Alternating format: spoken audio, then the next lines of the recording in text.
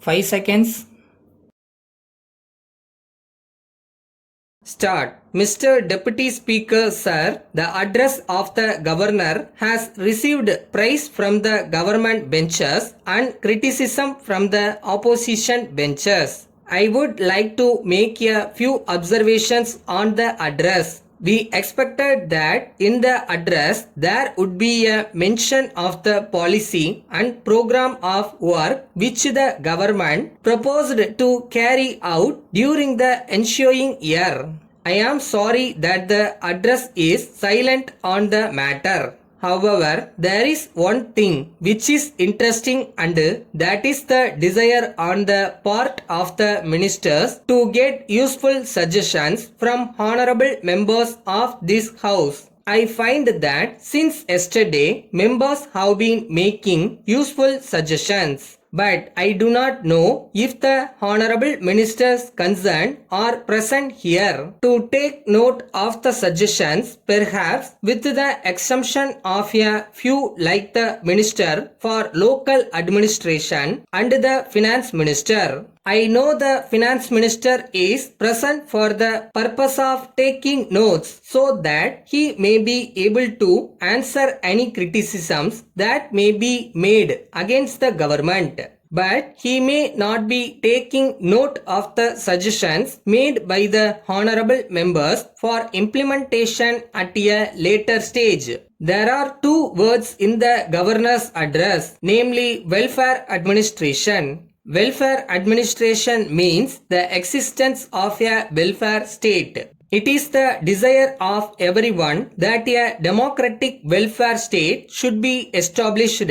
It means that there will be peace and plenty, that there will be no unemployment, that literacy will be eradicated, that the government will take care of the old and the infirm, and that the amenities which are now enjoyed by only a few rich people will be made available even to the common man. I think that this is the ideal for which we are now striving. The question now arises as to what steps the government have taken to establish a welfare state. Reference has been made in the address to the community projects and National Extension Service. In this connection, I would submit that the result of these schemes depends largely on the capacity of the people to contribute to the works which are undertaken by the government.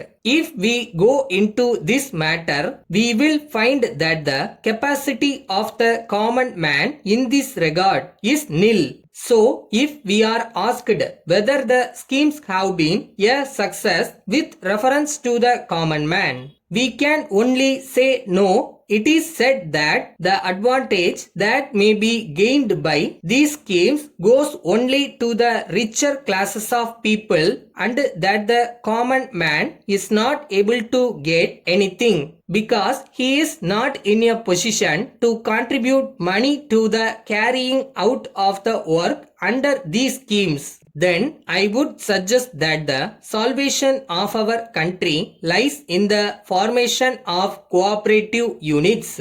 As we know, the majority of the people belong to the poor classes. So, it is these people who must be helped by the government by starting cooperative farms, and the persons must be made to realize that they have got a share in these farms. It is only then that the interest of the poor persons will be safeguarded. In this respect, we expect that the government will bring in agrarian reforms. But no mention is made in the address about agrarian reforms. There is a large disparity between the salary of government servants and the salary of those in the private sector. If we pay our government servants low salary, we cannot expect them to be honest in their work.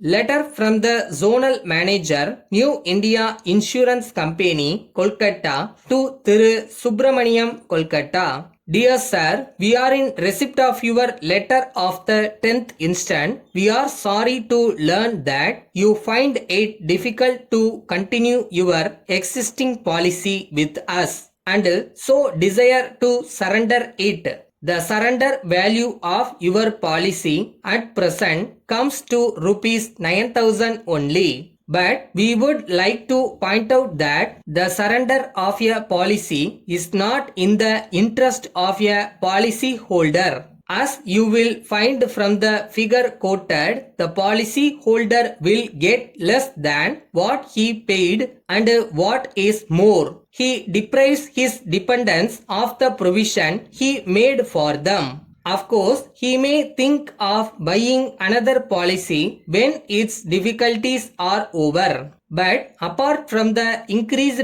rate of premium that it would involve, it cannot be known whether he will then be found medically fit. That is why we try to discourage it. We think that your difficulties are merely of a temporary nature. You are entitled to a loan of 80% of the surrender value. So, we suggest that you may keep the policy in force, taking advantage of a loan from the company. If you decide upon the course that we have suggested above, you may complete the enclosed loan application form and send it along with your policy to us. Yours faithfully.